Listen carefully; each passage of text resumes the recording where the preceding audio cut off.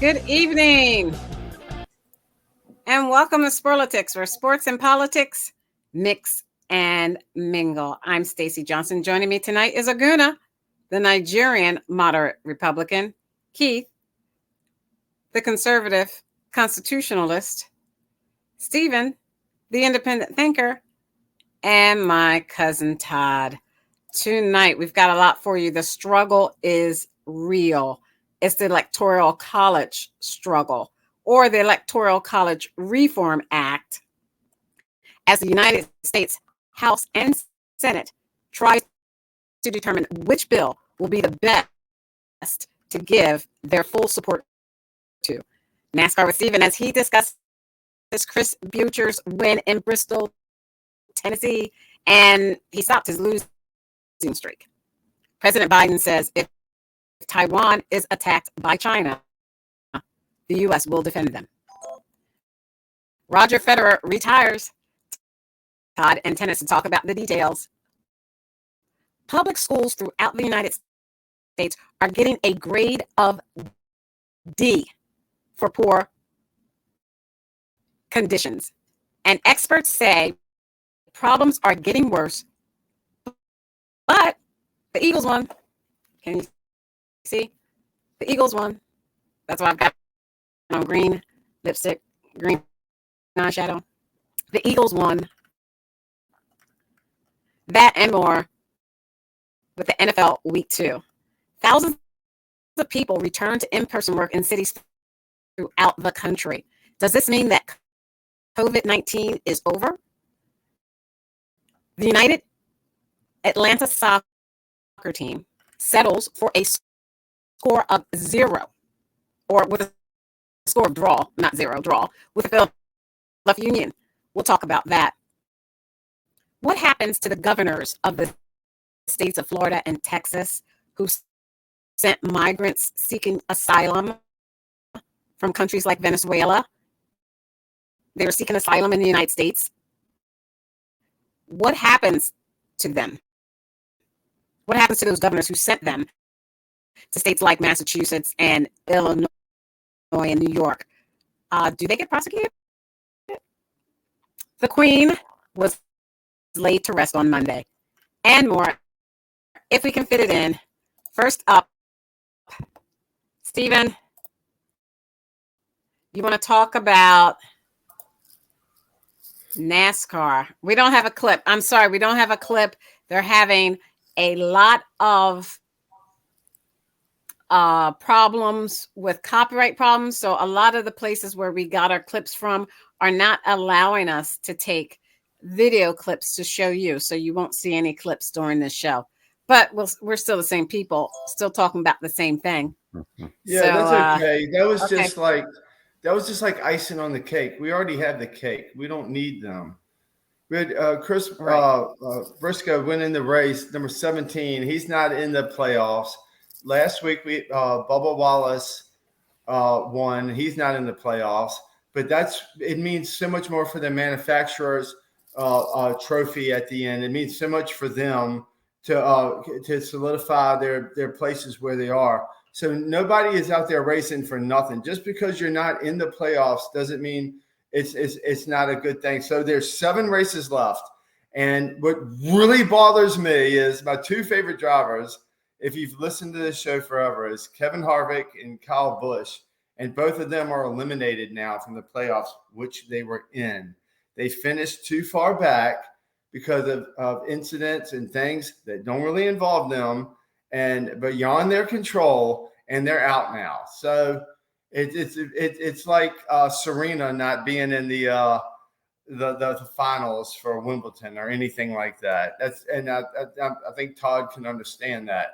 It just takes all the luster off of everything, but it's still exciting. This is the best racing I've seen in years. It's very competitive, and that's why 2 of the best drivers are not in right now.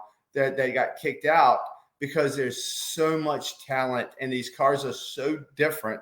And the older drivers that have been there for a decade or decades, they're having a harder time with it, where the younger guys are having a better time with it because it more matches what they're used to and what they do in simulators and stuff like that. It just works for them a little bit better than the old school cars and the old school people. And if you notice, a lot of the old school people are not advancing as much. And that is what, in the long run, NASCAR wants. They want these guys to be more competitive. They want the new blood to come in and compete. And that's why Bubba Wallace is doing good. Plus, Bubba Wallace is in Kurt Busch's car, who had a terrible accident about 2 or 3, maybe 4 weeks ago. I don't remember, but he had a terrible accident. He's still not driving. So he got to go in better equipment, which is the 45 as opposed to the 23 that he was in. And it's just a little bit better, and he has done so much better as a driver. So this has helped him a lot. This has helped his career because Kurt Busch got hurt, that other people can take advantage of that, which also makes racing so much more interesting. This has been a great year for NASCAR. I don't know where it's going to go from this point on, but if the races, if people would just stop and watch the races, everybody would be hooked, because it's the most exciting I've ever seen. These cars are strong. They can take the impact. They can keep going. And people are getting hurt less. And that's what we want. We want people to be more safe. We want the racing to be more dramatic. And that's what we're getting. Okay. So Stephen, now you said playoffs. So I guess we're at the end of the regular season for NASCAR. Is that it? Yes. So what is this about playoffs? We're at the end of the regular season. We've had 3 playoff races. There are 7 more to go. And every week. 7 more to go. Yeah, and every week a few people are going to be eliminated, like Kevin Harvick and Kyle Busch. They're eliminated now. They can still race for whatever they're racing for, but they have no chance to win in the championship. And Kyle Busch, which is unbelievable, he is one of the best race car drivers who ever lived, with Joe Gibbs Racing. That's why so many people, Redskins fans like me, love him, is because he's with Joe Gibbs Racing, who used to coach for the Redskins. He's leaving the team, and they're bringing a guy from another team, and he's going to that team, and it's just ridiculous because he has all the talent in the world. And I think it has something to do with, I think Todd could appreciate ageism, where he's older now. Kevin Harvick's older now. People get older, and they want the new blood to come in, and that's what it's all about.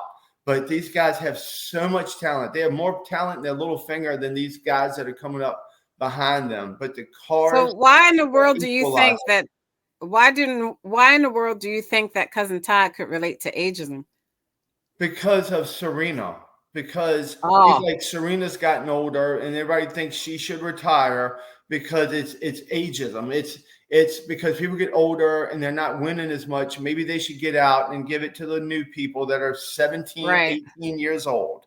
Yeah. Right. But as an older person, like Todd is, as I am, we still want older people. We root for them to do well and keep. Well, speak for yourself, honey. Stop there. Stop there and speak for yourself. Oh, no, I was just making fun. I don't know how old Todd is. Nobody knows how old I'm just playing with Todd. So, like I said, as you can see, before I want to go on to, I guess I won't.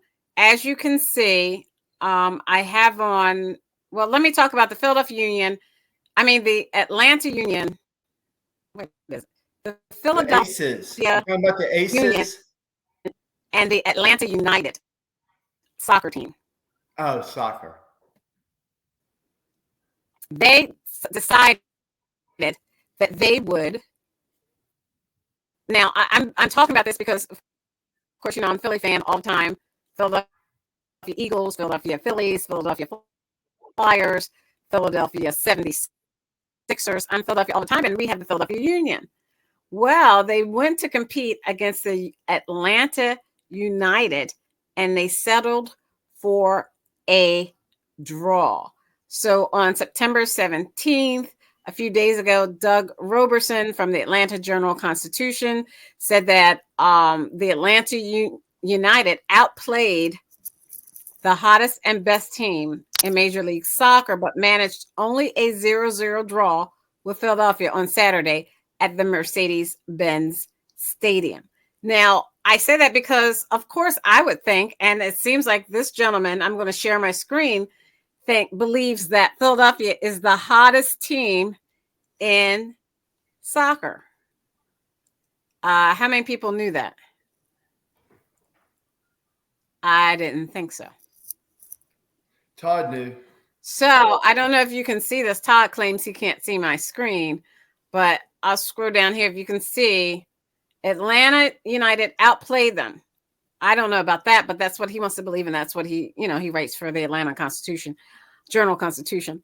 And they decided on a score of 0 with the draw. He says, as you can see here, Atlanta United cut its deficit behind 7th place Columbus to 1 point in the playoff race. The crew is scheduled. Can you see this, Todd? Because he says he can never see it. No, the crew is scheduled to play Portland on Sunday. Atlanta United has 2 games remaining in the regular season. The team it is chasing or competing with for one of the final playoff spots have 3 games remaining. So can you see that, Cousin Todd? No. Can you hear me? Okay. Yes. Okay. All right. Well, I did all that to say, hey, go ahead, Philadelphia Union. We're the top team. I'm so happy. Congratulations to them, even though they did a draw. What'd you say, Stephen? I can see it. You can see it pretty good? Oh, so it's just Cousin Todd? I think Todd's just playing. He's just playing. No. I can't see that well anyway. So Cousin Todd. Todd was just messing with you. No, but I can't see that close up. Okay, it's gone now. Far away. I know, but I was just saying that. You're trying to get to tennis, right? Go ahead to tennis. Well, I didn't want to. I can start with Carlos Alcaraz. Yeah, you go. You do that, and I'm going to get my notes. Is the number 1 player. They're playing now in the Davis Cup. And as they play, don't leave. So, I'm not. Okay, as they play in the Tennis Cup, he lost the match for Spain. In the Davis Cup, they usually play in teams, even though they play individually, but they play in teams. And he, as a part of the Spanish team or the team for Spain, the country, he lost his match. But I'm not surprised because, one, he's got a target on his back. Everyone is game, they're going for him because he's number 1 now. And when you're number 1, what happens? Everybody wants to beat you, right? So they want to beat him because he's number 1, because he's got the speed, because he's got the agility, because he's got the mental toughness, because he's got the dedication, because he's got the ability to play 5 or 6 sets in 3 hours. That's why I think Federer retired. Now, Todd disagrees with me, but if you're Roger Federer, Stephen, I guess Todd he's making up his notes as he goes. He's making some lemonade. If you're Roger Federer, right? And you were the Swiss player, number 1, you're 41 years old, right? Mm-hmm. You've got this 19-year-old who's 1, fast, 2, mentally tough, 3, agile, 4, changes his game to meet someone else's game, and 5, can play for hours at a time. Would you retire? Stephen, that was for you. Maybe at 41, maybe not. Around 40 for a lot of men is when they hit their peak. Their physical peak is around 40. So 40, 41, I'm not so sure of that. But maybe he had so much, he's accomplished so much.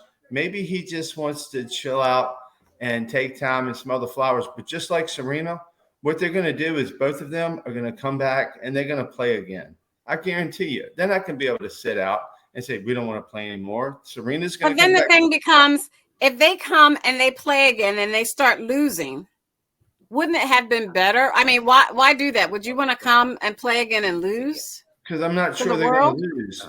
Because the older you get, legitimately, the more rest you need and the more time you need in between playing, so they could come back and still win. I guarantee it. Like, look at Tom Brady. How old is Tom Brady? 87. He can I don't still know. play at the top level. And these elite athletes like Serena, they can come back and play and win. What they need is rest. I think that their experience helps them come back and play, but it doesn't necessarily help them win. And when you have someone who's 19 years old and you're 41 years old and they're playing at a level that is like Juan Carlos says that Carlos Alvarez is at 60%. 60%. He says he has 40% more to go. And if you're 41 and you're playing this 19-year-old and they're at 60%, and they're playing 3 hours, like the second longest tournament at the US Open. Mm-hmm. I mean, really, I don't think there's anywhere for you to go. So, Todd, I stretched this out as long as I could. I don't mind because I like Carlos Alvarez. Carlos Alvarez, we now as Sporlitics follow him on Instagram. He's awesome. He was amazing when we saw him at the US Open. I don't mind talking about him. I think he's a great player. There are other great players that are gunning for him. Sinner, he played Sinner from Italy.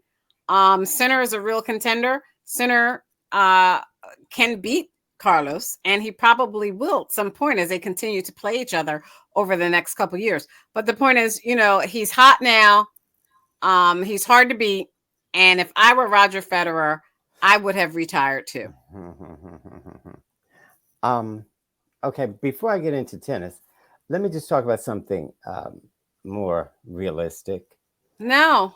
I did all this for you to try to hijack and switch everything after I did all this for tennis. Just a moment. Stacey, I think, Stacey, say no to drugs. I don't do drugs. I don't even drink. It's not her. Oh my God! I can't get a sentence out. Stacey, okay, yes. Bye. Won't even get a sentence out. I'm going on a break. Bye. Bye. Ugh. Why aren't you gone? So, like I said, before I get into tennis, I wanted to say why I took so long I was getting my notes, and a police officer came to my door, and they're looking for Stephen.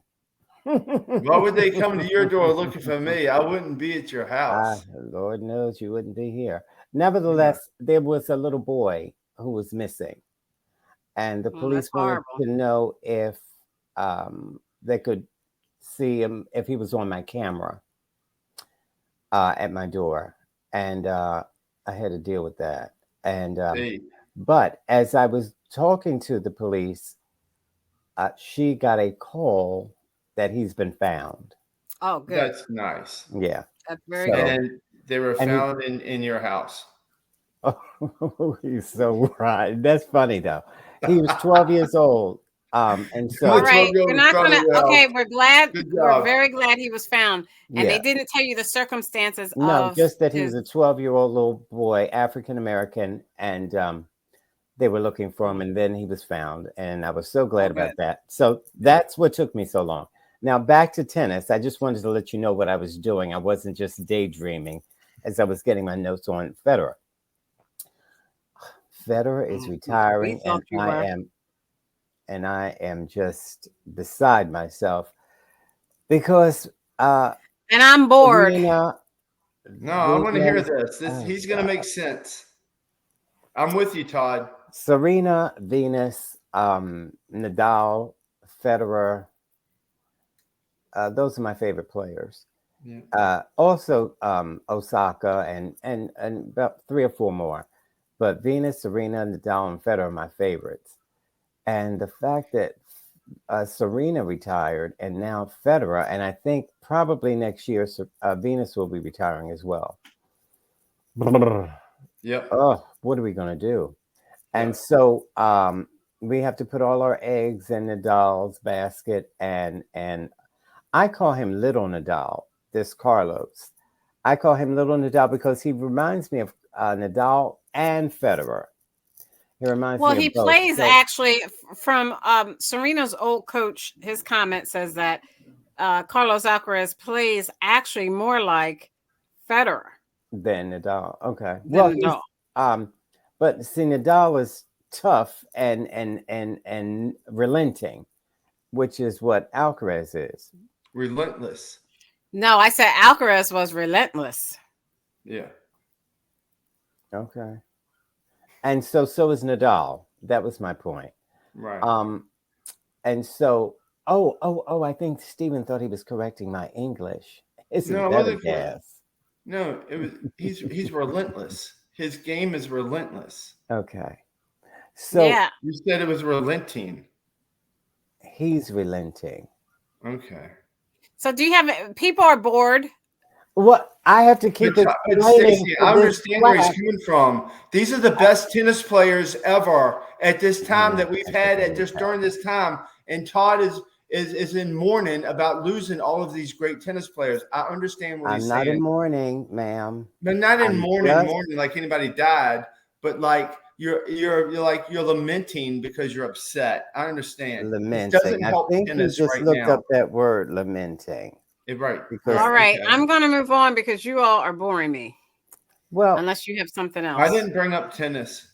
No, that was it. Just that things are changing now. So I'm just going to focus on Alcaraz.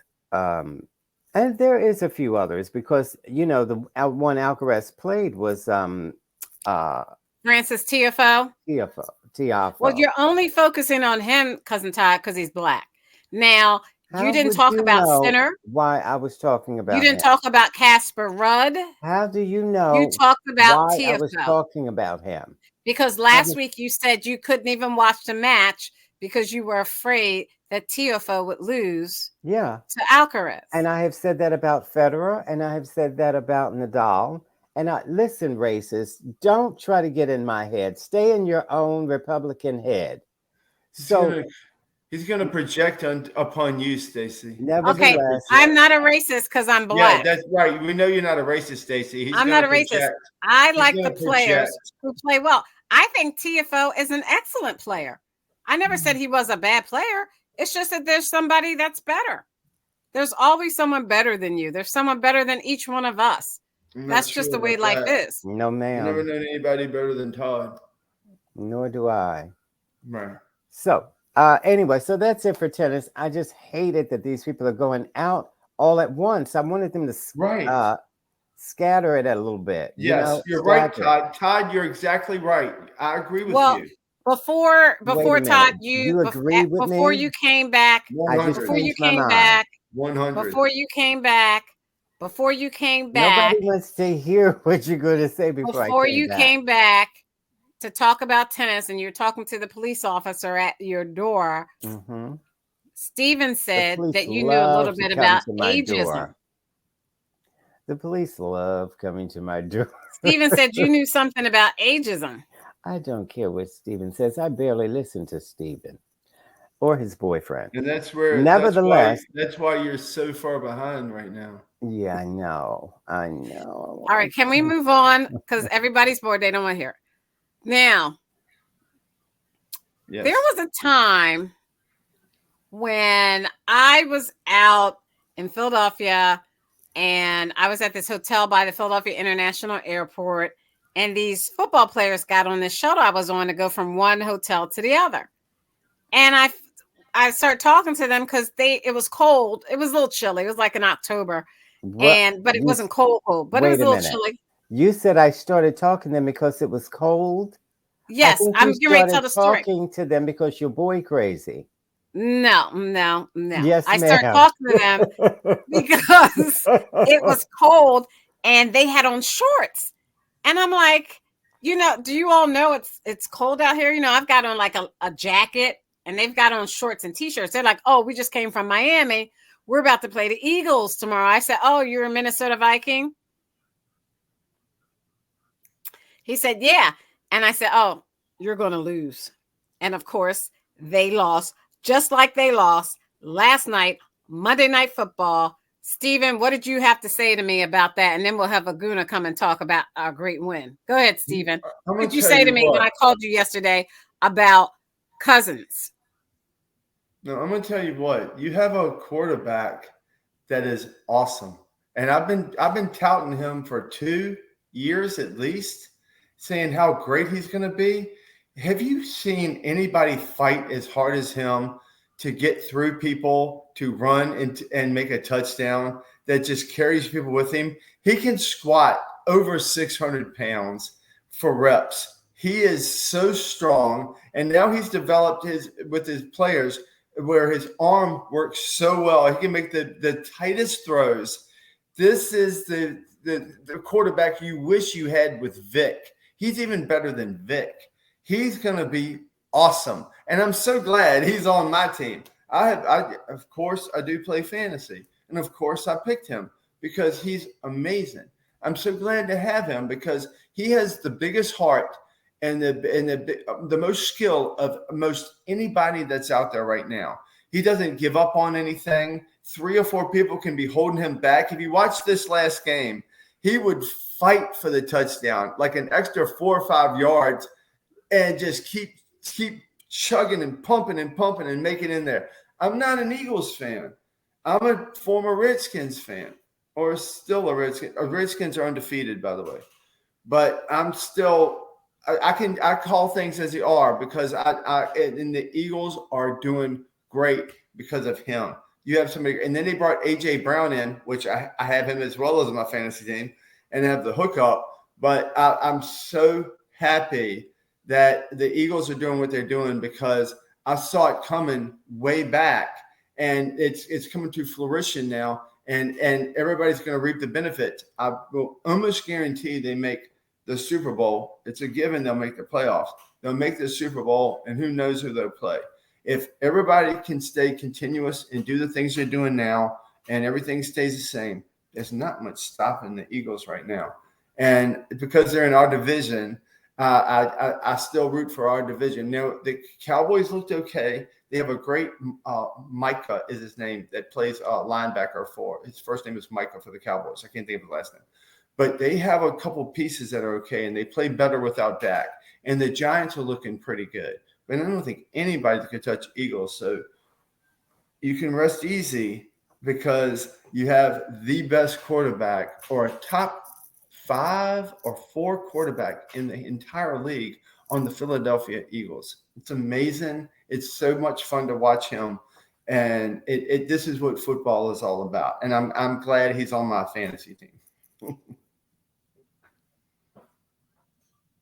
I think Stacy went to sleep.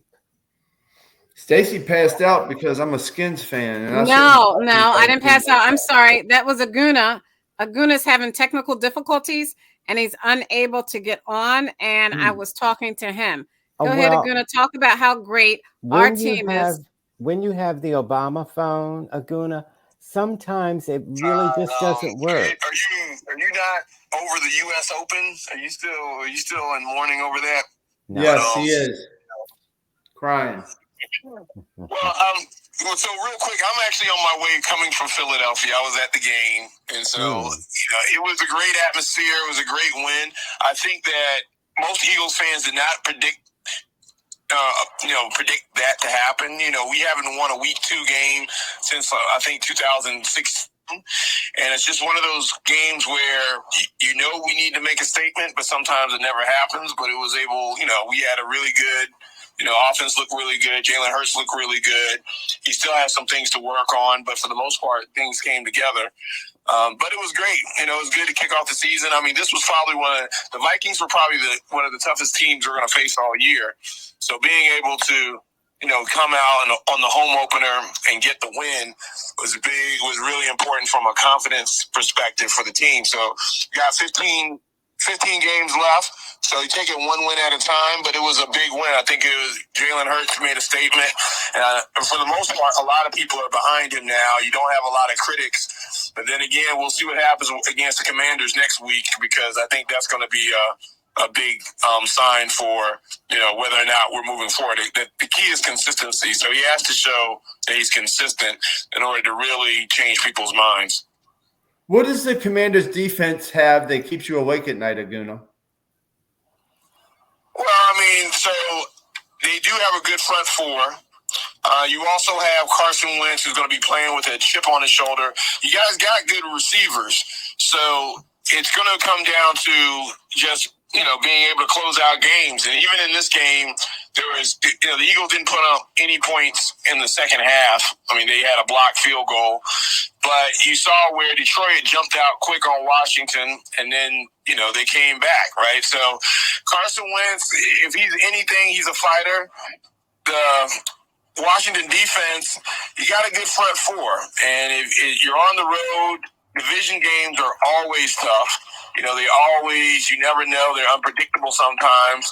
And I don't think Carson Wentz is going to be coming out there trying to make a bunch of mistakes and play hero ball. He's going to methodically move the ball down the field. And even against Minnesota, Kirk Cousins was able to move the ball. He had a lot of bad drops, and then he turned into Kirk Cousins at the end where he was forcing things and made some bad decisions. But we'll see. Division games are always tough.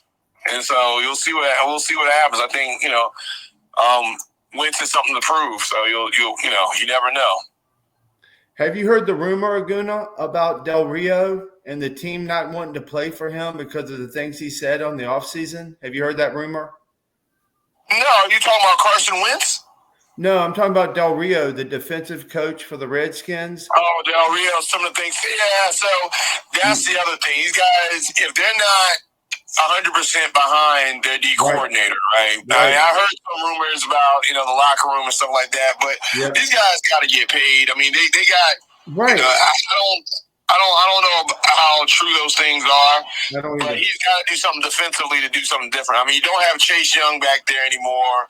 He's going to be out for another couple of games, so, the guys got to step up. Yeah, that's right. So, that does hurt. They have a couple pieces missing that are huge. It does hurt the Commanders. I think the Eagles are going to go off, probably win by 20. Thank you, Stephen. But Stephen, you said to me something about Aguna last night. I called you during the Monday Night Football, and you said something about Aguna's fantasy team. I was wondering if Aguna had any fantasy teams this year. Do you have any, Aguna? Yeah, and it's messed up because I have two leagues. There's the big money league, and then there's the league I play for just for fun, right? Yeah. And the bad part about it is I have similar players. I have a very similar roster.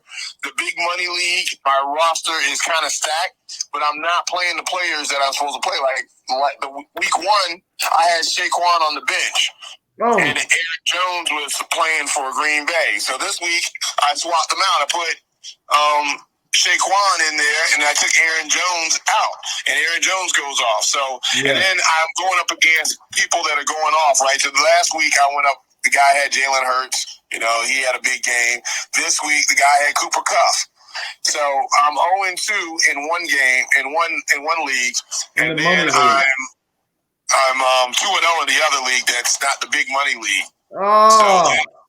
So that's always. If you're 0-2, I'll bounce back this week. I'll bounce back in both. If you're 0-2, you probably won't make the playoffs. To win both games, but I just need to make sure I'm making good roster decisions. It's all about that. But if you're 0-2, you're having a hard time to make the playoffs now. You got to win one or two games. Yeah, I got to rip off. I made the playoffs before 0-2.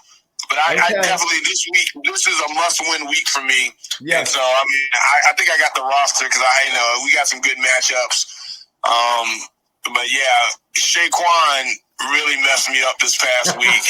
And I have and even Eckler. I have Eckler, Saquon, and Aaron Jones. And so I have three really good running backs. And, I've just made some bad roster moves the last 2 weeks, and it's cost me games. I lost week one by 1 point because DJ Metcalf fumbled the ball. Yeah. and he lost a point. And so, yeah, it's going to be tough. It's going to be tough. So also, I want to talk about, somehow I was on Instagram, and someone put up something that was a falsehood. They said that Dallas had taken in their new quarterback, and his name was Kaepernick. What do you think about Kaepernick going to the Cowgirls? He won't. And that was a lie. That was That's a a lie. lie. The Cowboys have a good quarterback. I mean, they have a decent backup quarterback. Yeah. And Kaepernick, now it's going on almost 6 years he hasn't played. So it's like, as messed up as it was what the league did as far as, blackballing him, he's just not a viable option now being 6 years removed from football. It's just going to be very tough for him to come back from that. And then not to say that, when it happened, he was he wasn't a great quarterback. He was decent. But, again, they now that he's been 6 years removed, it's going to be even harder for him to bounce back. He's not. All right, so come back and play. So my cousin Definitely Chris, not in Dallas. Definitely not in Dallas. Jerry Jones would not sign Colin Kaepernick. That's just not going to happen. oh, that's because he stands up for the rights of black people.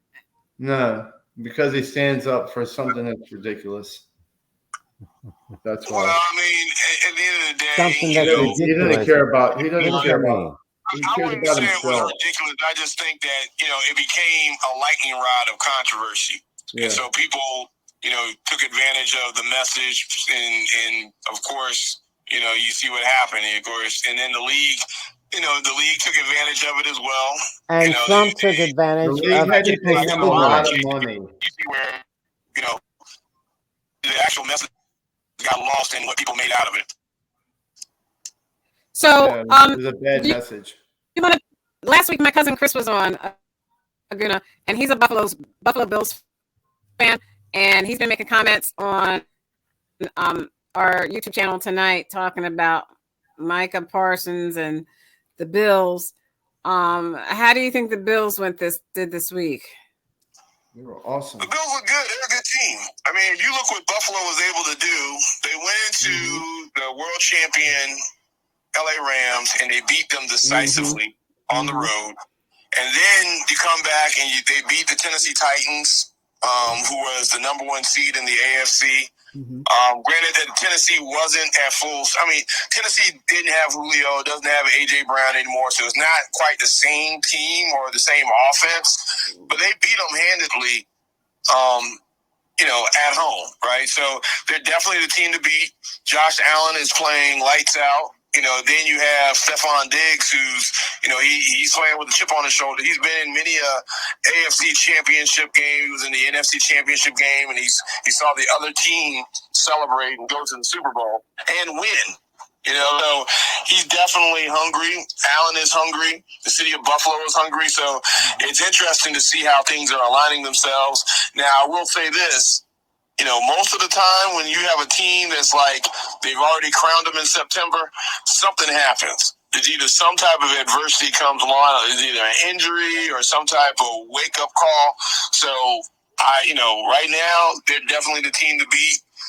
But then you also have Miami in that division. That's going to be a big game coming up next week where you have Miami versus Buffalo. So we'll see. It's going to be a lot of, drama to be played out for the next couple of weeks.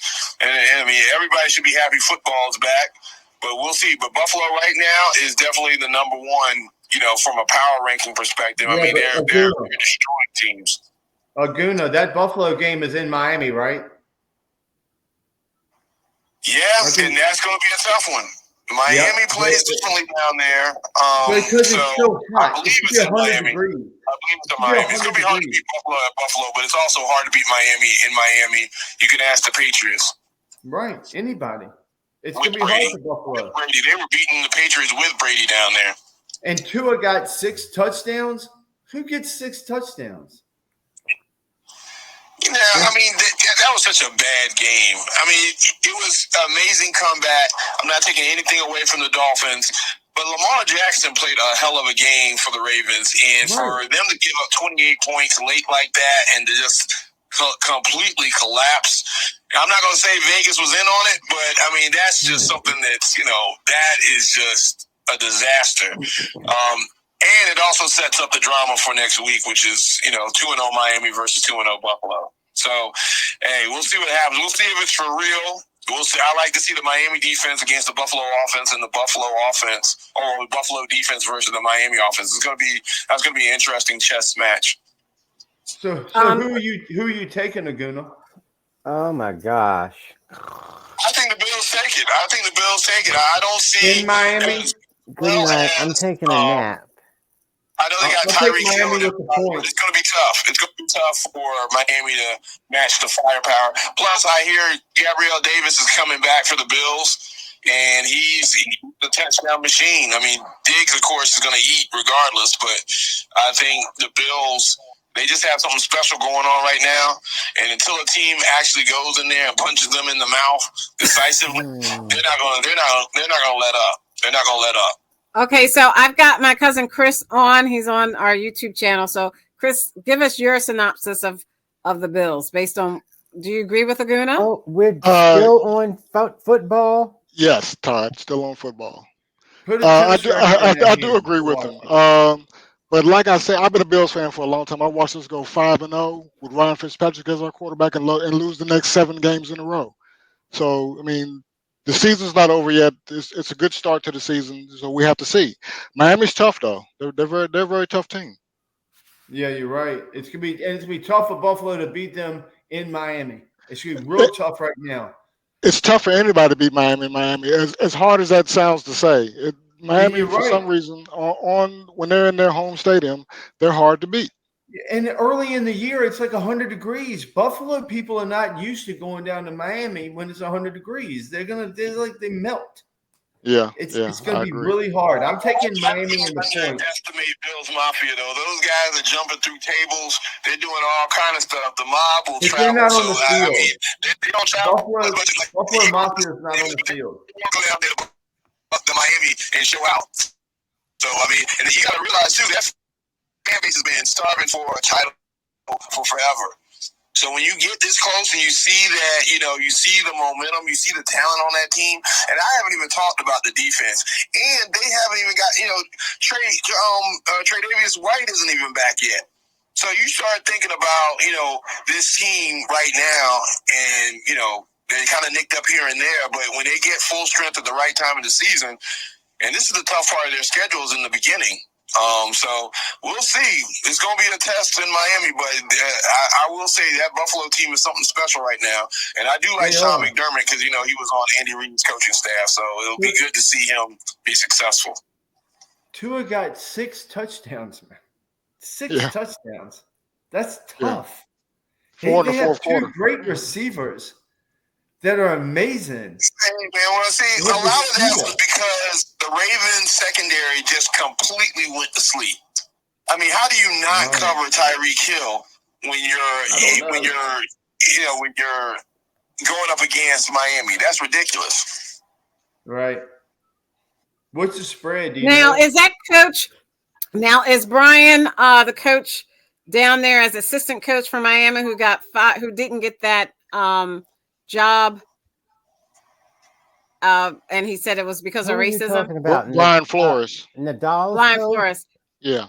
Todd. When we talk football, you take a nap.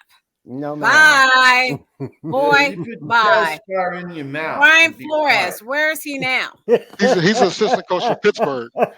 Oh, he's up in Pittsburgh. That's right. But here's the thing about Brian Flores. In your mouth and be quiet. He wasn't that good anyway because he didn't want Tua to be the quarterback. Right. He fought against Tua being the quarterback for Miami. He didn't want Tua to be the quarterback. But he wasn't bad because the owner of Miami wanted them to lose so they can get a high draft pick, and he kind of refused to do it. But on the other hand, this guy that they got now is actually a better coach than he was in the first place anyway. So, I mean, I don't know if it was racism or not, but. No. So then my question would be to any one of you, do people scream racism at the last minute because they're trying to get over? What? Todd, let me start with Todd. No, ma'am. They scream racism because they're trying to get over and they aren't necessarily good. Is that why Brian Flores did that? No, that's not why Brian Flores did that. Well, you don't even know who Brian Flores is. When he's a florist. When Black people like you say things like that you've been trained to say by white Republicans, not a good look. If somebody is saying they've been discriminated against, believe them until proven otherwise. Innocent until proven guilty. In this case, if he said it, I believe him. Now, let them prove that it wasn't racism. Aguna. I think it's a combination of, like, I don't know if it was purely based on racism or more so greed, right? So you got these owners who they want to position themselves to get a draft pick or whatever. So, but I mean, I do believe that they were paying him to tank. That doesn't seem totally, out of line. Now, whether it was racially driven, I don't know, but I do think that these owners are doing some shenanigans in order to position themselves to draft certain players and things like that. So I don't think that's too much out of the question. So, Cousin Todd, it sounds like Aguna doesn't sound too far off from me. Chris, what do you say? Aguna said it's probably both. Only you're the one that said, you think those black people just say they cry racism like the boy that cried wolf? Only you said that, Republican, not Aguna. Chris? It might have been a slight combination of both, but to say that it was just pure racism in the league with 80% of black people is just ridiculous. I mean, so Chris is kind of agreeing with me. No. Yeah, I mean, I thought it was ridiculous to say that it was strictly because of racism that they fired him. I don't know about strictly. It's always a combination of things. I mean, either it is or it isn't. Yes, it's racism, but it's also greed. But don't take Aguna stuff now, Cousin Todd. No, ma'am. You didn't have that before Aguna said it. The owners you don't even know what football is. What color is a football, Cousin Todd? It kind of looks like your face. Well, no, if that means it looks green, if it looks like this green in the Eagles, then hey, I'll be a football. Stephen, what do you think it was? He wouldn't know what it was unless I told him. What do I think what was, Stacey? Listen, never mind. Let's move on. Let's move on. Look, what's more important? Not the Commanders. Okay, Aguna, Stephen puts up this thing showing the Redskins. He's got this old Redskins. So why would you even ask him a question about racism? Oh, because he has Redskins up? And you believe I think that's racism so much. It's become silly. You've used racism so much that it's become silly. Now that's what you say about blacks, but do you say that to Jews? No, you wouldn't dare. I don't know what you're talking about, Todd. I don't know, and I don't understand. Wait a minute. What are you trying to say? Yeah, of course you do. There's different people throughout these get out of my many face. Thousands of years that have been discriminated against. Listen at this. Based upon if they're Jewish, black, Slavic, how about white, whatever. How it doesn't about white? matter. If there's a group of people who are oppressive and mean, they will be oppressive to lost time. It happened throughout the ages. All right, so let's move on. I got to move on. Nothing unique. I got to move. Aguna, anything else for week 2 and anything else you're looking at week 3? Well, there is a big Cowboys versus Giants matchup coming up next Monday night. That's going to be interesting because the Giants are 2-0 and the Cowboys are riding the hype off of Cooper Rush.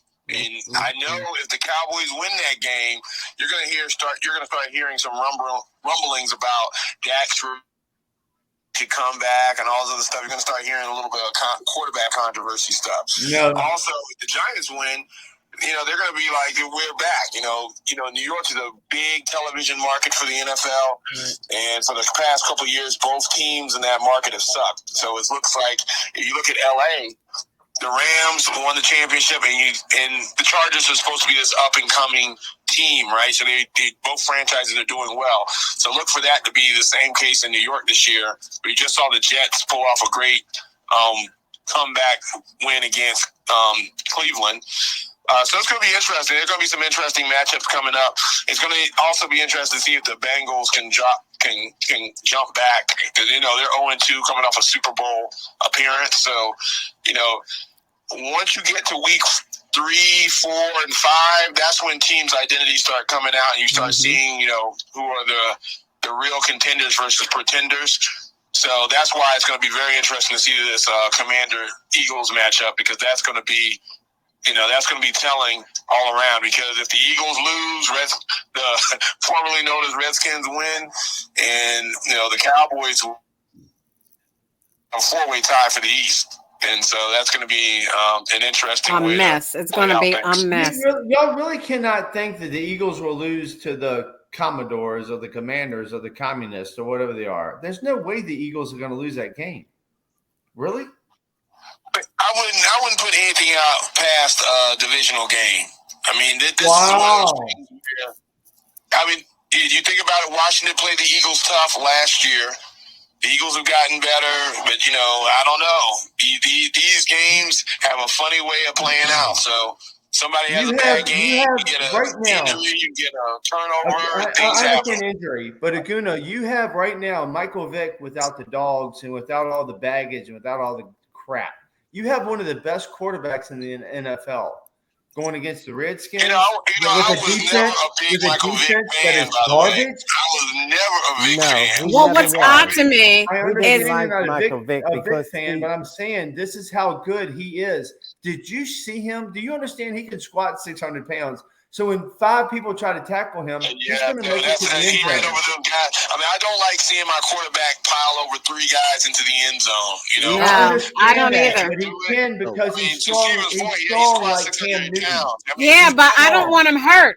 I don't want him doing that stuff because he's going to get hurt. That's the same type of stuff Wentz. No, that's the same type of stuff Wentz would do. And I would say Wentz shouldn't do that because he's going to get hurt. And then Todd called him a quadriplegic, which really is discriminatory against people who are disabled. But yet Todd wants to jump on me about a question I make, and he discriminates against the disabled. The Eagles should win by 17 points. We'll see. As long as they don't get the big hit and they play their game. But this is a gladiator sport.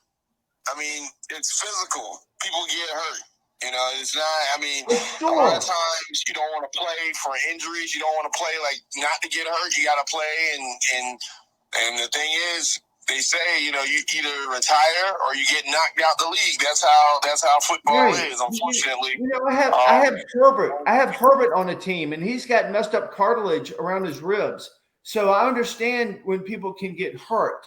But Herbert, otherwise, if he doesn't get hurt, he's going to win just about every week. And if Jalen Hurts is not hurting, he's going to win just about every game. All right, so we're not going to have much time to talk about anything else. We have to move on. Yay! I want to talk about as more people are going back to work.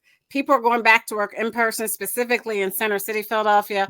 They're going back to work all over the country. So does that mean COVID is over, Guna? Is COVID over? Yes. COVID is still around. It's not as severe. So the thing is that the interesting thing that's happened isn't as severe. You had the vaccine, and then you had people taking precautions, and you had the vaccine deniers and the herd immunity people trying to say just get herd immunity, all this other stuff. All of that's come together. So this is the bad thing about, well, not the bad thing, but this is the interesting thing about science and even medicine and viral. And when you look at what happens with these types of viral behaviors and things like that, is you eventually get to herd immunity through vaccination. Yeah, but we never reached.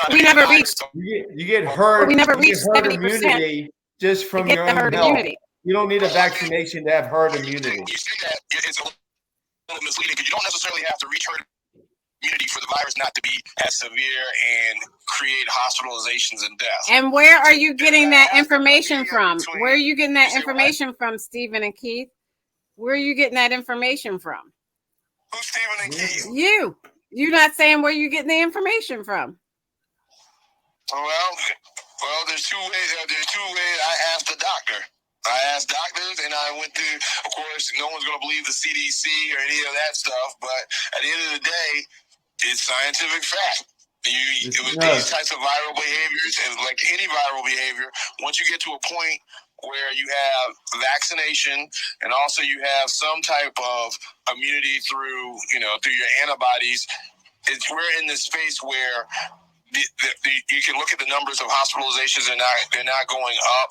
You look at the numbers of deaths aren't going up. However, the spread of COVID is still pretty steady because people are getting it and they don't even know they have it because they're vaccinated or they've gotten boosted and stuff like that. So, yeah, but for those who want to deny the vaccine, you have evidence to show that it doesn't work. For those who want to say that the vaccine works, you do have some data points to show that works. So we're in this happy medium where you get a little bit of truth all around, but no one's going to listen to it anyway. But to your point, people are getting more comfortable. They are going back to work. You're not seeing as severe of illness, but those who have like low immune systems and those who are at high risk, they still have to take precautions because if you get sick and your immune systems aren't low, 400 people a day dying from. You run a higher risk of hospitalization. There's not 400 people a day dying from COVID. Immune compromised that still have to take precautions. So go ahead, Stephen, and then Todd. There's not 400 people a day dying from COVID, and people that are getting shots now are ignorant. People should understand that nobody should have ever gotten the shots ever. These shots. Where are you getting this information from, Stephen? Where do you think the dark web? No human being should have ever gotten these shots. Nobody should have gotten these shots. These shots mess up your DNA. From 1970 to 2020, there was about 700 elite athletes that died on the field of play putting the camera because of health issues. Because from 2020 to 2022, the same amount, about 700 people have died because these shots mess up your heart. These great athletes, these great young people, athletes who are forced to get these shots, are dying. People are having health issues because of these. And where are you getting this information from, Stephen? You're not going to find it on The View. Why do you keep You're not saying going to find it on CNN. I'm telling you, Stacey, your information is being suppressed. Once we win in 20. As soon as I open my mouth, Stacey says, "Gotta move on. Don't want to hear you."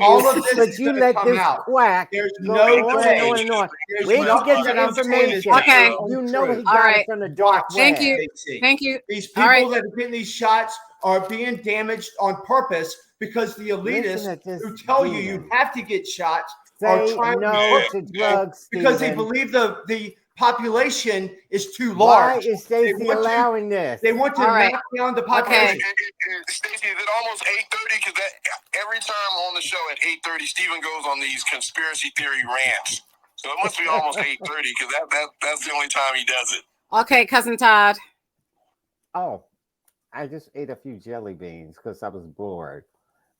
But Stephen is crazy. There are 400 people dying a day from the coronavirus. Now, those people most of them are immune compromised or the elderly. And where are you getting that information from, Cousin Todd? CDC.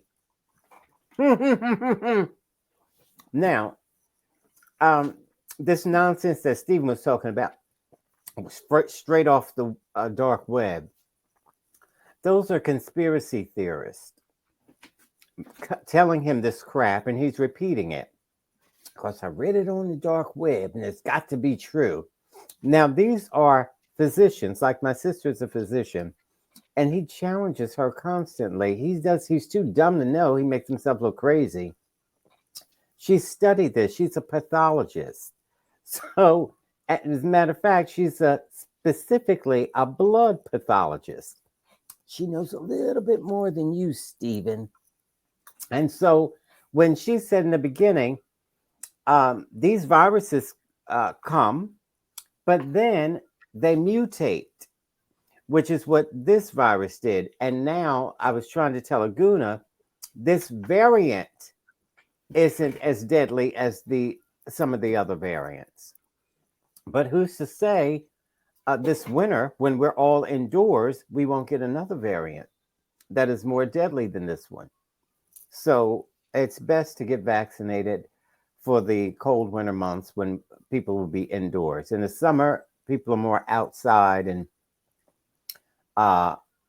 it won't survive airborne in the air.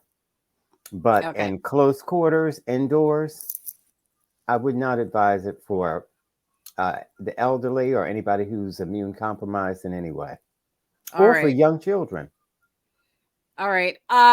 So I mentioned earlier, Stephen, Congress. I still have my ticker on. Sorry, and my COVID.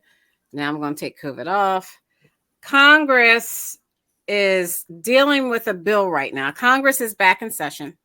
Mm-hmm. They're back on the Hill, the House and the Senate, and they are dealing with a electoral college bill.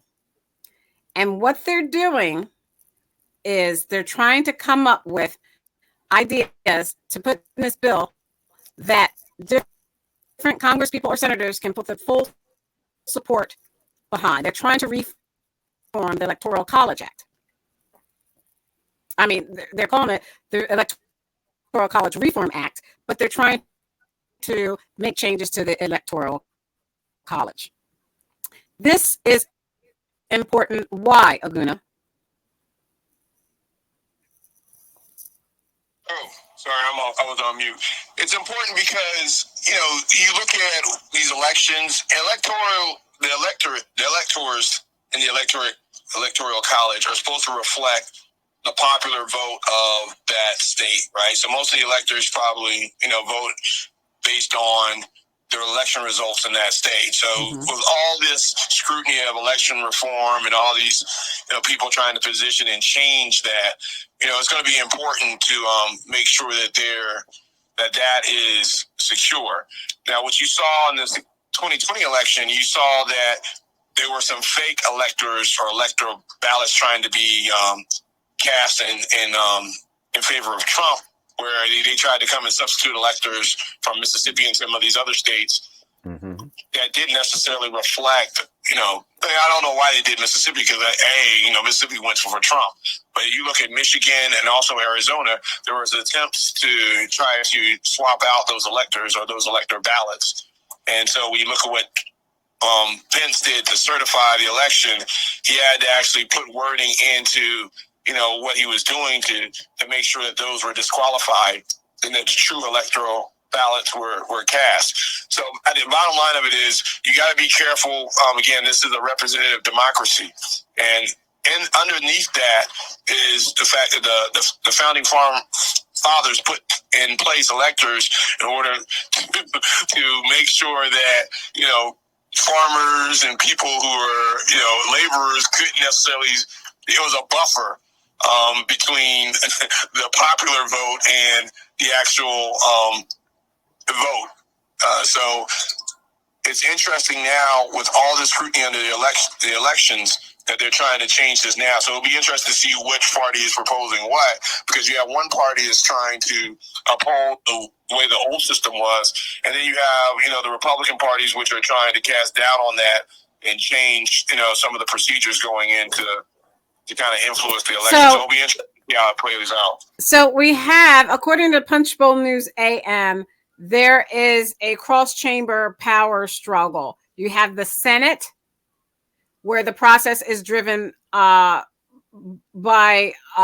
partisan with Susan Collins, senator from Maine, and Joe Manchin, senator from West Virginia. And then in the House, you have Zoe Lofgren, Democrat congresswoman from California, and Republican Congresswoman Liz Cheney. They have their own bill. So there are substantial differences between these two bills.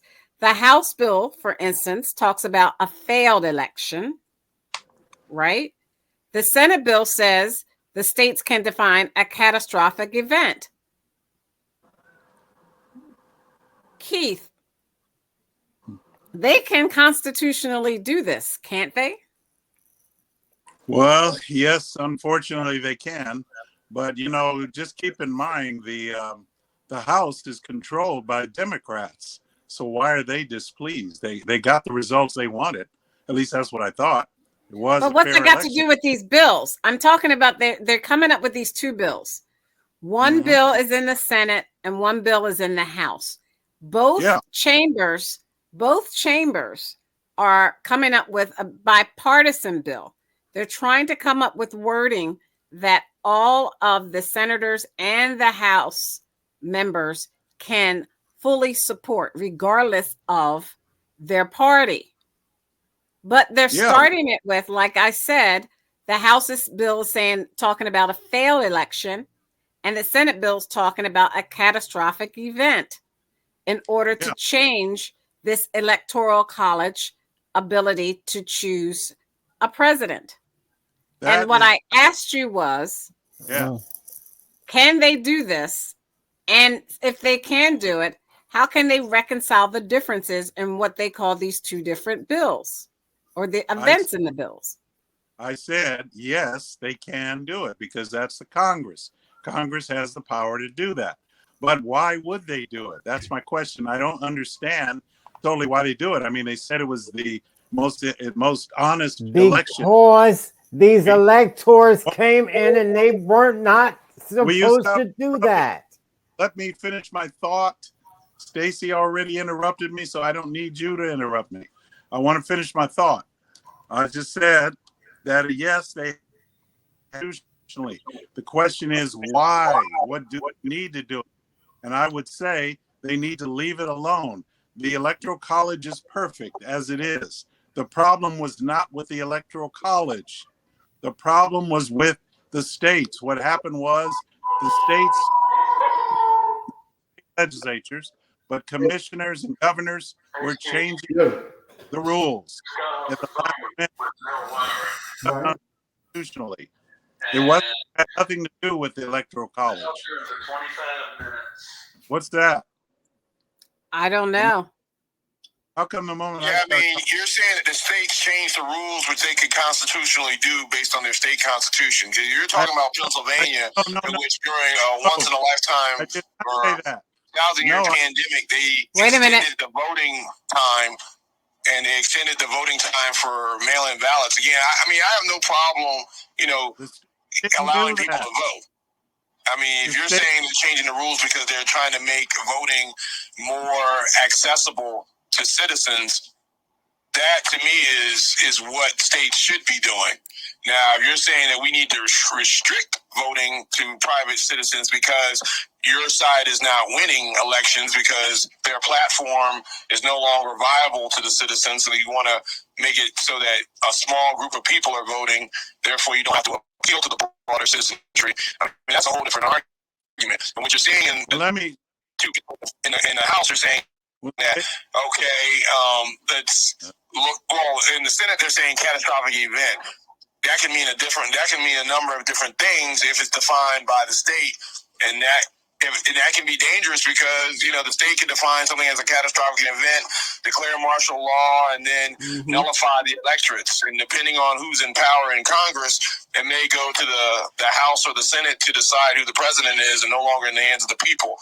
And I think if you look at the House, what the House is saying about a failed election, again, this gets into these conspiracy theories and these different things that are unproven around, fake ballots and all these other things. So I do agree with Keith. They may need to leave it alone, but at the same time, recognize the fact that there are people trying to mess with this election and the electoral college and the system for their own gain. And that's why, unfortunately, by even introducing these bills, they're casting doubt on the election to begin with, because now you're saying that you're acting on things that were unfounded.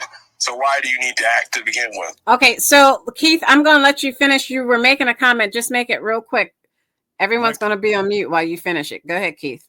My comment was, everyone listen carefully. I said, and you can prove me wrong if you can, but I said the states never legislatively changed anything. It was the governors of the states. It was the commissioners, the election commissioners and election people. It wasn't the state legislature. None of the state legislatures changed the rules. That's what I wanted to say. Okay, thank you. And you're also having some sort of technical difficulty, Keith, because we see you talking, then it stops, and we don't see you talking. So there's like a slow down in your in your video. But anyway, Chris, I'm going to ask you. There's going to be, they're doing the Congress, the House and the Senate are doing this according to the Punchbowl News AM. But they said that there may be, they're not sure, but there may be a lame duck. We may be in a lame duck section after this upcoming election. So wouldn't that be a problem? How would that help fix the Electoral College if we're going to be in a lame duck season? Well, some people would say Joe Biden's a lame duck anyway, but I don't think it would affect it. The reason I have a problem with the Electoral College is, take for example a state like Mississippi, which is 65% black, but somehow they voted for Trump, which I don't understand how that happened. I think they need to do away with the Electoral College. What do you say, Todd? Look at Keith. I think they need to do away with the Electoral College and just go back to the popular vote. But the only problem with that is you can have a state like Montana outvote a city like New York because they have more people. What were you going to say, Stephen? No, they don't. No, they don't. They don't have more people than New York. So, Stephen. They don't have more people. So I guess your point to that would be, Stephen, that the Electoral College would be better than the popular vote. Is that what you're saying, Stephen? Absolutely. New York and California have I got that backwards, but yeah, you're right. People than the flyover states. What he just said made absolutely no sense. What he said made no sense. You got some nerve. What are you talking about? You just said that people that have less people can still be represented. If we didn't have the Electoral College, then California would determine every election. There would be no need to go to Iowa or anywhere else. Oh, shut up. California wouldn't determine every election. If it was a popular vote, so the question comes into play, why is that a problem? Because these other flyover states are entitled to popular vote, right? It's a democracy. I mean, if you look at, they're not a democracy. We are a representative republic. States where they feel comfortable. If you choose to live in a Montana, then you're choosing to get your vote diluted by California. I mean, if these states aren't entitled. No, you're not. And look at what about Washington? Move where you feel that you are most comfortable, and people move to more populated areas. That's right. Why is that a problem, right? And then look at Washington. That's a mob rule. And the District of Columbia has nothing. And why? Exactly. And there are more people living in the District of Columbia than do in Wyoming. But they don't have representation. So you can't have it both ways, where you're saying these flyover states need rights, but then there are certain popular states, just because they're probably left-leaning, shouldn't have representation whatsoever.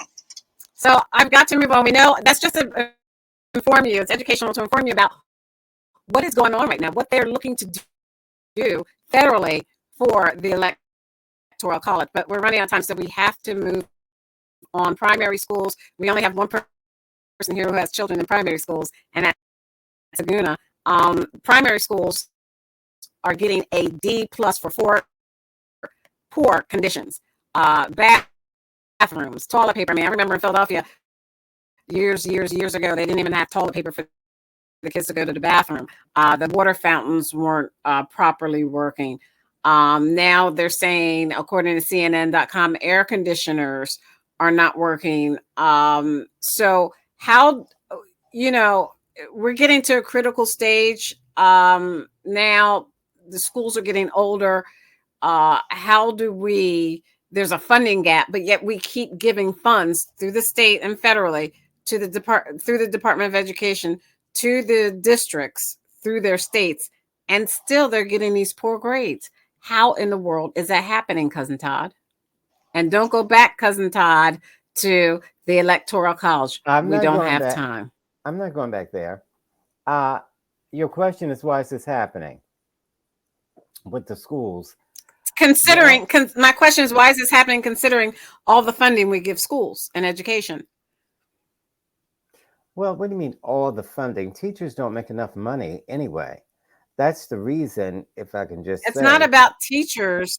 It's not about teachers getting the money. It's about schools getting the money for supplies. It's about upkeep of the schools in terms of, are the buildings running properly? Is the plumbing, is the air, is the heat running properly? No. That's a different in budget. certain neighborhoods, in certain neighborhoods they are, and others they're not. We've all known rundown schools before, and nothing has changed. If you live in an area where they're not paying a lot of taxes, well, then this school is probably going to be run down. And that's always been the case. I think they should do something about that, which is take money from neighboring areas and use it for the worn down schools. Oh, you got to be crazy. Aguna, you hear that? Take money from neighboring areas. You know what that means, yes, Stephen? That means take money from have my taxes go up for another area. They're doing that, and that doesn't work either. You know why that doesn't work? Because they still are unable to build new schools. Aguna, nobody's please tell talking us why about building new schools. Not going to work. I'm talking about the worst thing you can do is raise taxes. I know, like for instance, South Carolina, where they added the penny tax or they added the lottery in order to go towards education and scholarships and things like that. The problem is a lot of time government, when they get money, they mismanage it, right? Even when you have bloated school administrations, because, you know, you're right, the teachers are underpaid, but the administrators aren't. So you have a lot of administration, you know, a lot of top heavy school districts where you're paying these administrators a lot of money and they're not really necessarily even in the classroom, right? So you look at ways to get around that. And to Todd's point, when you merge school districts, that is actually a way to save money, because instead of two superintendents, have one, right? So I think, for example, Richland County in South Carolina, where I'm from, they have two school districts, Richland 1 and Richland 2. Richland 2 is a lot better than Richland 1 because of the amount of resources and the better quality schools. So you might as well just merge school district, get rid of a lot of the overhead administration, and then you can have more money to pay school teachers. You can consolidate facilities because you don't need a headquarters for Richland 1 and 2. So there are ways you can get around that, and then you have to appropriately budget correctly. And you could even privatize certain things. You can have outside consultants do teaching versus, paying teachers benefits and things like that. There's ways you can get around it, but you need a business mind to kind of help with that outside of the educational system. And then last, which you can, and I guess the last thing, and this is where it gets into this whole school choice thing, right? If you give a voucher program, which you're giving families the option to go whatever school they want to, so they don't go to failing schools. Again, that's going to create a vacuum in some districts. People can move and some people can't.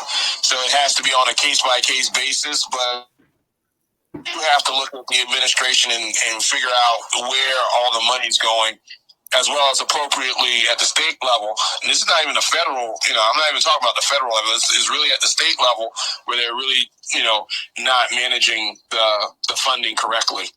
So let's move on. I want to move on to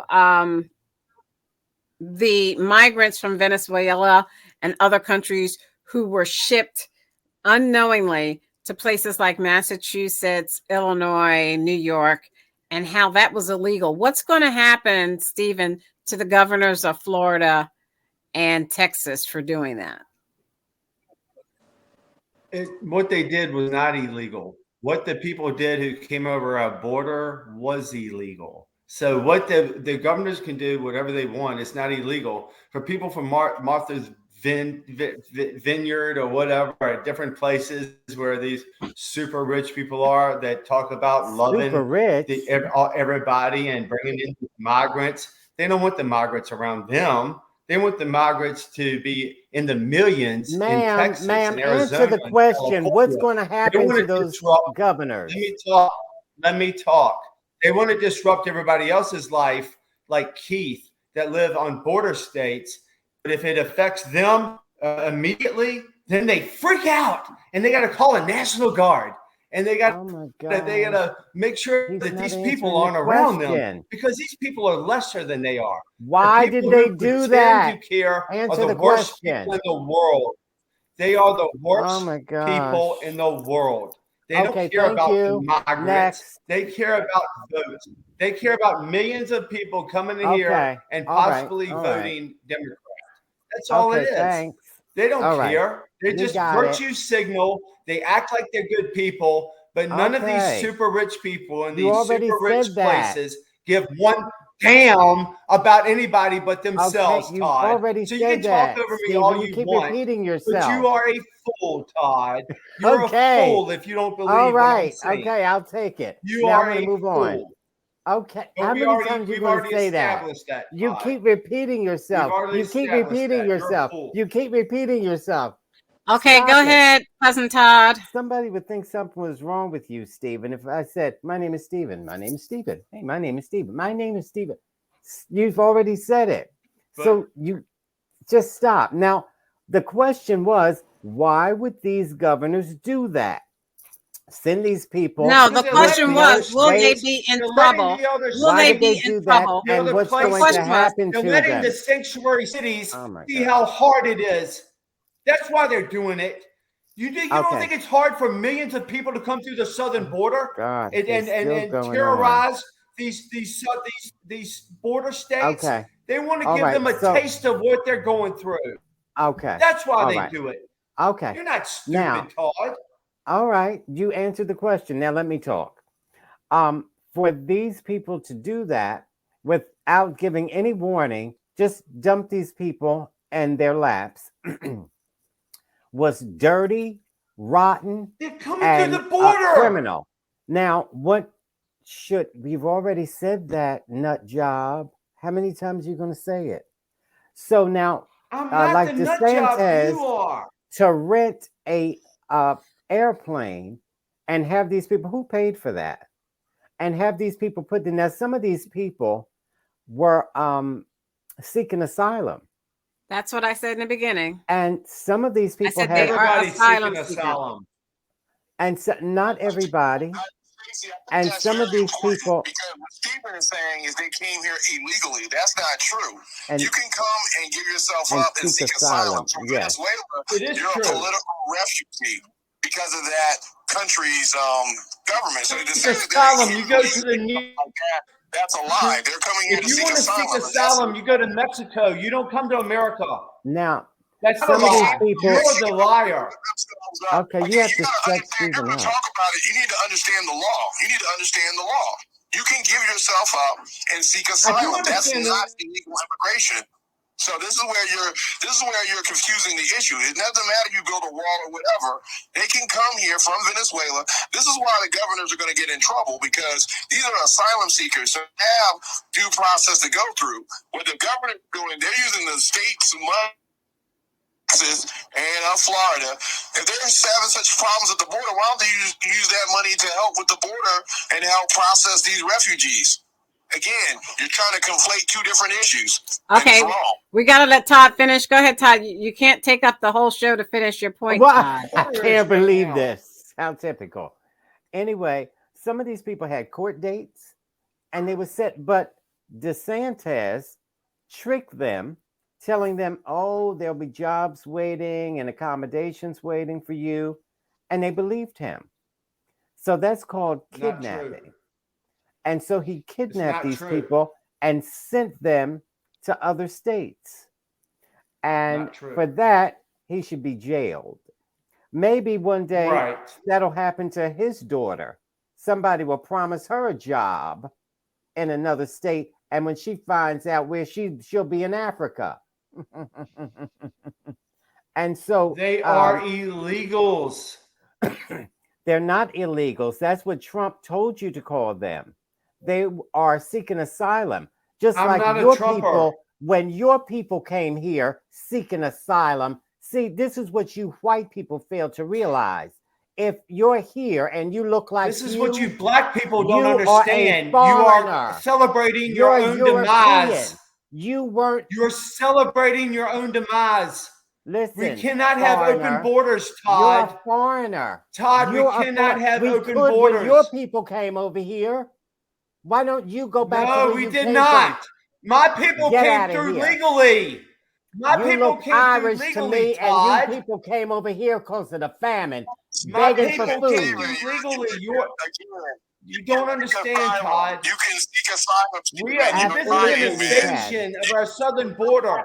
We were invaded by the Irish and the German. We are invaded right now. We're being No, invaded. we were already invaded. The cartels Just run the ask the southern natives. border. The natives will tell We're you who being invaded invaded. us. That was you. You don't have any sense. You don't have any sense of history. We're being my invaded God. right now. So I'm going to move on If because you're white I see and this you're is getting in nowhere. America, you are a foreigner. So I'll tell you like they told blacks, go back to where you came from. We Hey, came Stacey. through the right channels. We came through the right channels. There's Ma'am, people you breaking did not. into our country. The Todd. channels, Millions you of people are listen coming to to me our country carefully. right now. You were let out of the jails in Europe. And so you came over That's here not true, to Todd. Yeah. conquer. That's not true, Todd. I'll wait till Oh they're my done gosh. arguing. Talking All right, over go each ahead, That's Keith. true. That's how you people got here. Tell him, Keith. Yeah, I Tell him just what wanted the to truth say- is. I just wanted to say Stephen is absolutely right. Of course they, you would say that. But you because guys he's great in forgot to bed. mention, but I think Stephen just forgot to mention, actually, DeSantis gave the people a choice. They had the Yes. option. They were the Yes. ones who chose to go there. So just They wanted were to point that out. tricked into Yes. it. That's true, They were Keith. supposed to have The only accommodation. They the only were one not who probably tricked. got- That's not what they're saying, but I guess because y'all are saying that makes it true. The only No, one this who Yeah, but they is got it off the ridiculous. dark Stephen is web. not correct. You can seek The only one asylum. who Your promised ancestors We sought have the asylum receipt. way back when they came over. Why It's can't these people documented. seek asylum? You should be mad at the the only process. one- You shouldn't So be let mad me- at the fact that they came here. Let me ask Chris, do you want to make a comment on this, Chris, before we move on? We're out of time. We're going to have to do our roundtable. Well, here's what would have happened. What would have happened, Todd, if the illegal immigrants had showed up in Martha's Vineyard, not busted, just showed up there? What do you think would have happened to them? If they they wouldn't have just showed up. They were. But just say they did. Just But say you- that they just showed out of the blue in Martha's Vineyard. What would have happened to them? That's not the issue. Right on. That's Chris. not what you're doing. Is Right trying on. It to is the come up issue. with a fantasy and trying to put it. That What is if the issue. Right on, hypothetically, Chris. if Right on. somebody just popped up in your house right now, what Right. would you do? Get out of Right. here. Let's That's- deal with what happened. This I- common criminal sent these people to another state for Yes. a political punchline. A state That's where to make people not a sanctuary talk about. state. He sent them to a sanctuary state. Right. A Where- sanctuary I don't where- care state what that promises state to you take sent them them in. to. They You're didn't right. ask Exactly. to go to that state. You sent them to that state. Let me give an example. Remember when you were in Africa minding your own business, I do and remember, these yeah. people came and stole you and took you to America? Well, The people Same who difference. stole black people were other black people. that's true, Steve. Learn your That's history, not Todd. true. You're And an of A white course- man You're didn't an traipse through embarrassment. Africa, Todd, and capture black people. They were given They by white did, black man but did I not have to traipse teach through you. Africa. I You're have right, to Chris. teach you what happened You don't in know Africa. anything, Todd. These people were. Todd, you don't know Seeking history. asylum. It doesn't matter if it's a sanctuary state or not. If they're seeking asylum, there's nothing illegal about that. So I don't know why you're saying, okay, you send them to a sanctuary state. Look, they're coming here seeking asylum. They're going through the process. They gave themselves up. They didn't sneak across the border. You're confusing the issue. They have the right. Well, they're seeking asylum. They're going through the right channels. That's legal. You guys, a sanctuary state means they're illegal immigrants that don't want to get sent back. That's completely different. Okay. They're not sending those people to Martha's Vineyard. They sent asylum seekers to Martha's Vineyard, which is a completely different story. All right. We're out of time. We're going to do our roundtable. And what we're going to start with our roundtable, we're going to talk about really quickly. And you got less than 30 seconds, starting with Keith, then Stephen, then Chris, Aguna, and then Todd. So we'll start with Keith. The roundtable question is, our thoughts and prayers go out to the royal family who buried the Queen Elizabeth II, Monday.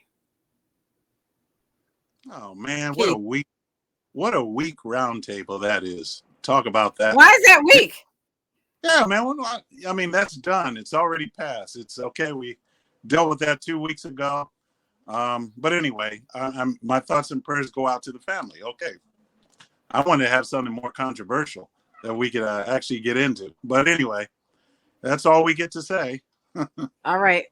Thank you. Get to say. Stephen, I don't know what happened to him. Chris. Oh, wait. I think I have you on mute, right? Yeah. Chris? She was good for England. I didn't particularly feel one way or another, but I'm not glad anybody passed away. But I mean, she was good for her country. I don't have a lot to say about it. I mean, she was nothing special to me. Okay, Aguna. Yeah, I mean, unfortunately, any death is one to reflect on and mourn. But I mean, I'm not a big fan of the monarchy. I am of Nigerian descent, and I know what the British East India Company did to Africa, and in particular Nigeria.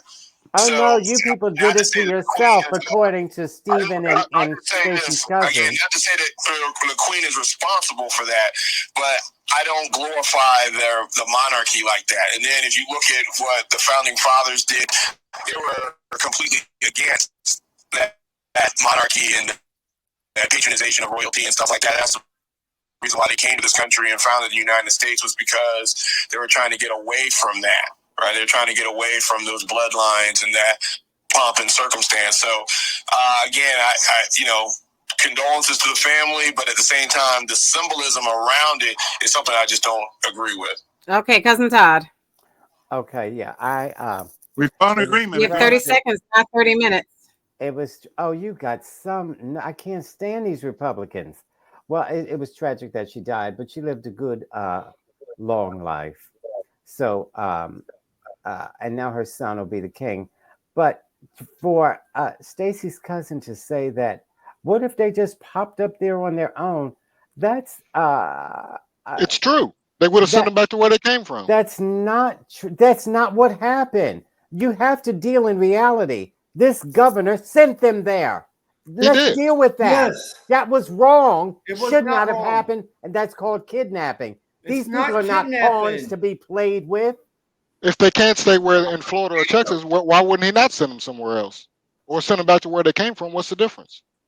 Okay, so you cannot solve problems. As Americans, we need to solve problems. I think it's wrong for the governors of Texas to try to kind of share the love kind of thing. This whole idea of us versus them when we're all Americans, I think is ridiculous. Okay, let me get Stephen in.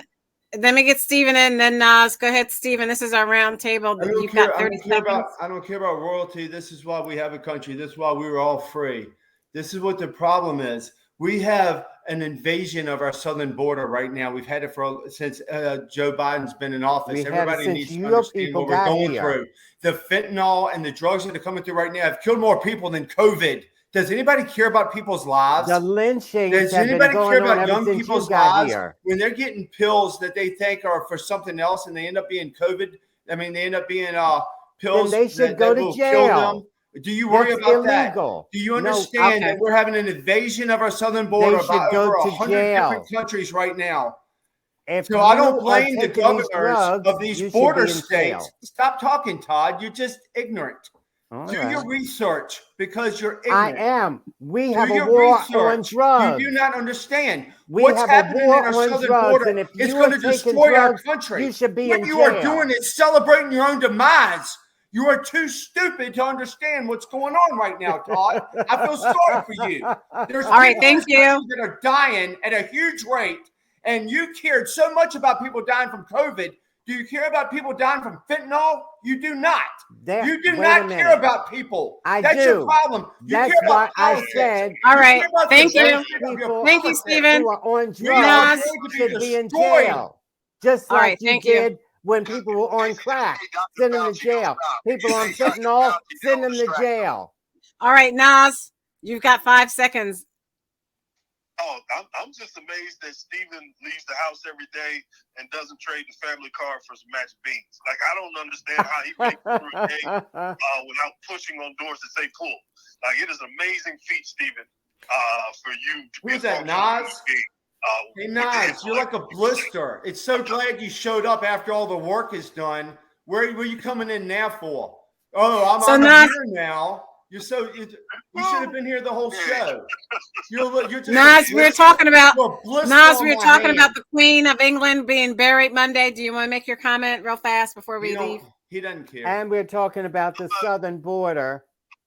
I can't say anything that wouldn't be tasteless. So there's, I'm not even gonna say anything. She's gone. It's over. Right. And that's that. I won't say. Let's talk about DeSantis sending those asylum seekers to Martha's Vineyard. Hey, Stacey, it's good to see that we all agree. The southern border and defend it. Let's go down. Let's all of us go down and defend the southern border from invasion. Right. Well, see, and then this is the weird part. We're not actually talking about illegal immigrants on the southern border. You're talking about people who are seeking asylum seekers. And totally different. Yeah, and this stunt is what's stopping those people from being able to make their court dates. So they're not court dates and all. Court date is in 6 years. There's 6 years for the court date. Ma'am, these people have court dates set up, lined up. It's going to be 6 years. You'll never have a court date. You're full of crap. You're full of crap. They're going to be in this country. There's no court dates. You're full of crap, Nas.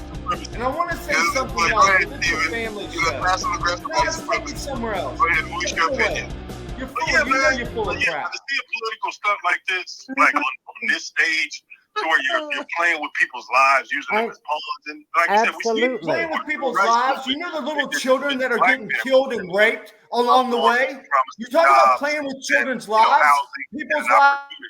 So it's a sad thing to see, man, that they're actually doing this to these people with the idea of political voice. Hey, Steven, you're the only one with sense here.